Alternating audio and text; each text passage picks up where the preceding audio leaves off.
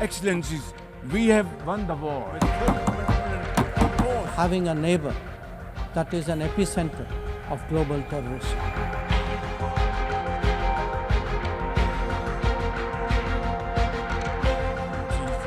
The plight of the Palestinian people.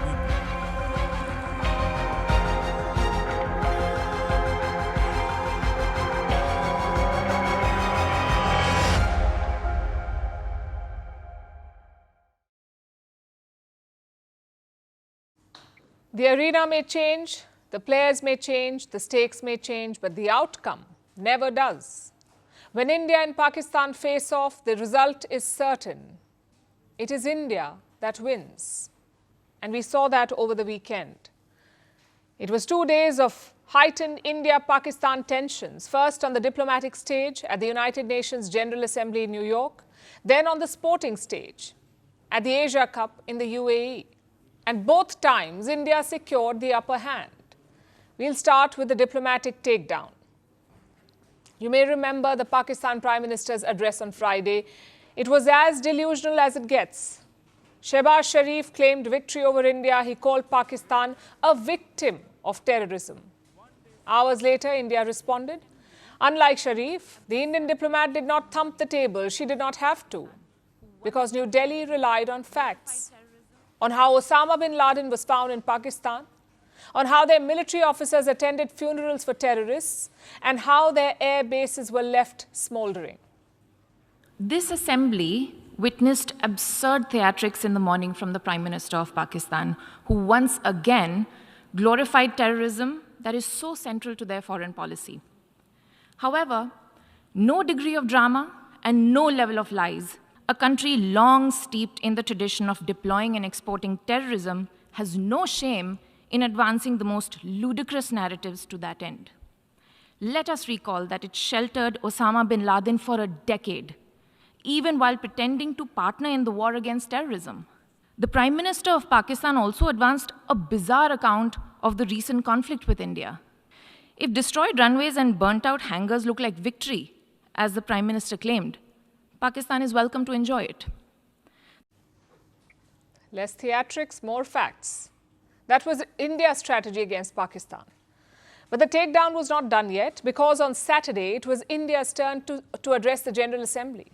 Foreign Minister Jaishankar delivered India's address, and once again, the difference was stark. Shehbaz Sharif dragged his bilateral grudges to the United Nations General Assembly. He named and complained against India, but Jaishankar did not.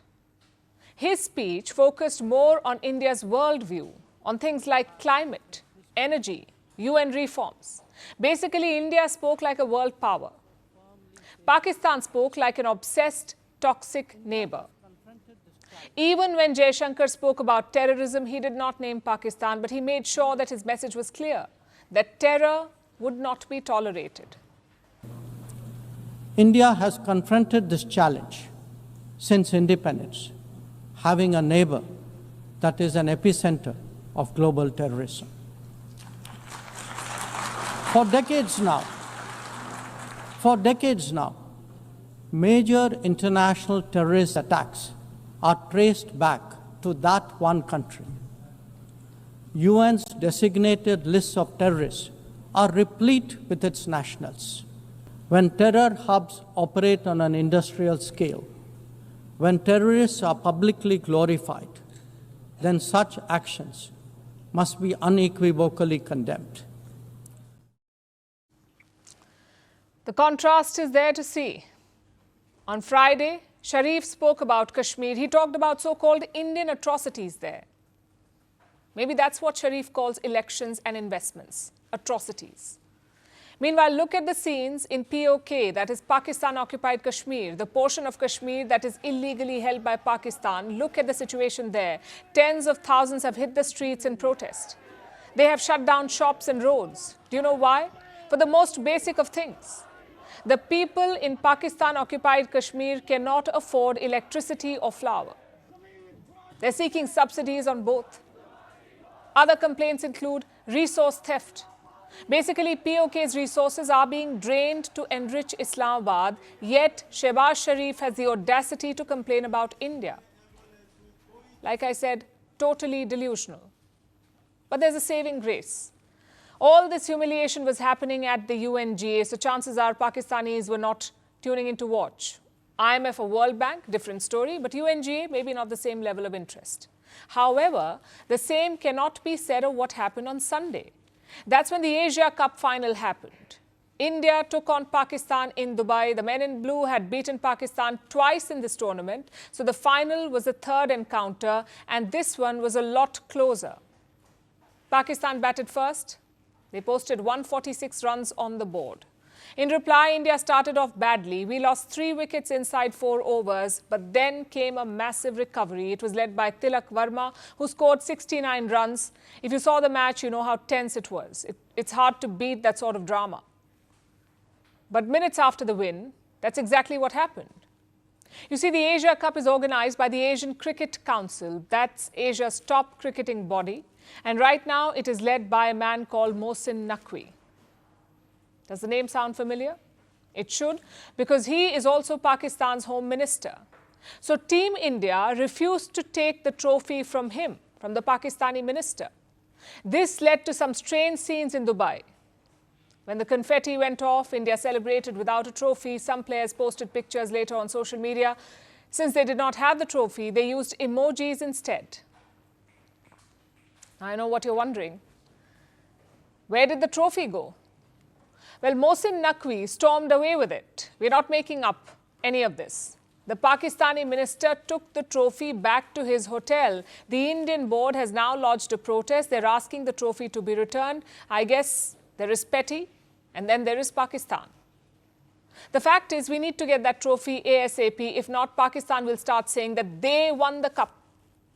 But jokes aside, this weekend was very revealing.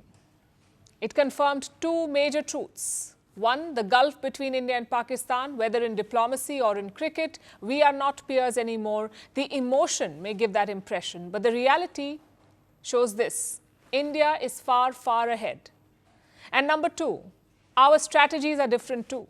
At the UNGA, Shehbaz Sharif resorted to theatrics. He thumped the table and spread falsehoods. But India remained poised and firm. At the Asia Cup, same story. Pakistani players mimicked falling jets and hurled abuses, but India, we registered our protest with poise. We informed in advance that we would not shake hands after the match. Frankly, Prime Minister Modi summed it up best. He posted this message after India's win yesterday. Operation Sindoor on the field. Outcome is the same. India wins. Firstpost now available in 9 languages on YouTube. English, Stands at $36 trillion. French, Le FMI, comme German, Geschäftsführenden Direktor, Hindi, $30 trillion ka karj ho. Indonesian, Pemerintah tanpa pemeriksaan. Italian, Sekali radikali. Japanese, Yon Teodoro Idioma. Portuguese, Por causa do próprio balanço patrimonial. Spanish. Beautiful bill. Go to Settings, click on Audio Track and select the language of your choice. Be the first to know what's happening around you in your first language. Firstpost.